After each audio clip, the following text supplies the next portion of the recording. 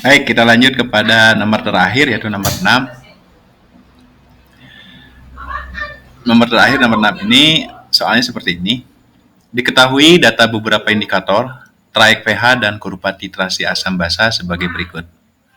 Ini indikatornya ada metil merah, traik pH-nya dari 4,2 sampai 6,2. Kemudian brom timol biru, traik pH-nya 6,0 sampai 7,6. Kemudian ada fenol merah, traik pH-nya 6,4 sampai 8,0. Yang terakhir ada fenolftalin, traik pH-nya 8,3 sampai 10. Kemudian di sini ada grafik hasil titrasinya, hasil titrasi asam basa atau basa asam. Dan yang jadi pertanyaan adalah pasangan asam basa atau basa asam dan indikator yang paling tepat digunakan pada titrasi tersebut berturut-turut adalah yang A, pasangannya ini KOH CH3COH, kemudian indikatornya fenolftalin. Yang B, pasangannya adalah HCl dan NH4OH, indikatornya adalah metil merah. Yang C, ini pasangan CH3NH3 dengan HCl, indikatornya fenol merah. Kemudian yang D, ini HCN dengan NaOH, indikatornya brom timol biru. Dan yang E, ini pasangannya adalah NH4OH dan HNO3, indikatornya metil merah. Baik, kita analisa grafik di sini karena grafik ini tidak ada keterangan apa-apa. Pada soal sebelumnya telah Bapak jelaskan bahwa di dalam menganalisa grafik kita harus melihat ada titik-titik penting. Yang pertama titik awal titrasinya, yang kedua ada di titik ekivalennya.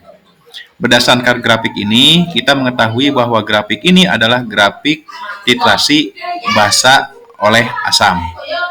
Ya, karena pH awalnya ini pada saat pentitrasi volume pentitrasi 0, ini pH-nya di atas 7, yaitu 13. Setelah ini turun ke bawah seperti itu, ya. Jadi berdasarkan grafik kita mengetahui yang pertama adalah pH awalnya di atas 7. Maka kita simpulkan bahwa grafik ini adalah grafik titrasi basa oleh asam. Yang kedua adalah titik ekivalennya. Ini titik ekivalennya di bawah 7. Artinya bahwa di sini ini bukanlah titrasi basa kuat dengan asam kuat. Karena kalau basa kuat dan asam kuat nanti diperoleh garam yang bersifat netral. Maka nanti pH titik ekivalennya adalah pH-nya sama dengan 7. Ini garamnya yang kita peroleh adalah garam bersifat asam.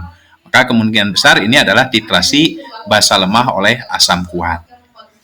Yang ketiga, itu titik ekivalen ada di 5,8. 5,8 ini bisa sebagai penunjuk indikator mana yang paling tepat. Indikator yang paling bagus yaitu indikator yang melewati titik ekivalen. Itu harus jadi catatan ya. Jadi indikatornya itu adalah indikator yang trayek pH-nya melewati titik ekivalen, ya. Berarti di sini kalau kita lihat trayek pH yang melewati titik ekivalen adalah metil merah. Karena di sini metil merah itu karena ini basa dan asam kita balik. Jadi trayek pH-nya jadi 6,2 sampai 4,2. Jadi mulai dari sini sampai melewati ini. Kalau brom timol biru ini ada di atas pH titik ekivalen. Jadi setelah titrasi dihentikan sebelum titik ekivalen tercapai, sehingga nanti pengamatannya kurang akurat atau perhitungannya kurang akurat. Baik, dari data-data ini maka kita bisa menyimpulkan bahwa yang pertama kita tentukan indikatornya adalah metil merah. Di sini opsi di sini yang metil merah itu ada dua, yaitu B dan E.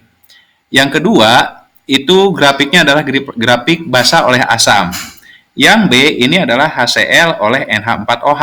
Berarti ini bukan. Berarti opsi yang benar adalah yang E. NH4OH dititrasi oleh HNO3. Ini basa lemah, ini asam kuat. Indikatornya adalah metil merah. Jelas ya, saya kira ini soal yang terakhir. Jadi yang paling penting kita menganalisa grafik ini mulai dari titik awal dan titik ekivalennya. Setelah itu kita deskripsikan. Jelas ya, saya kira. Demikian yang bisa saya sampaikan pembahasan soal ulangan titrasi asam basa. Mudah-mudahan ada manfaatnya dan bisa dijadikan bekal bagi kalian untuk mengikuti remedialan. Saya berharap remedialan bisa lebih baik dari sebelumnya. Selamat berjuang, selamat belajar, tetap semangat.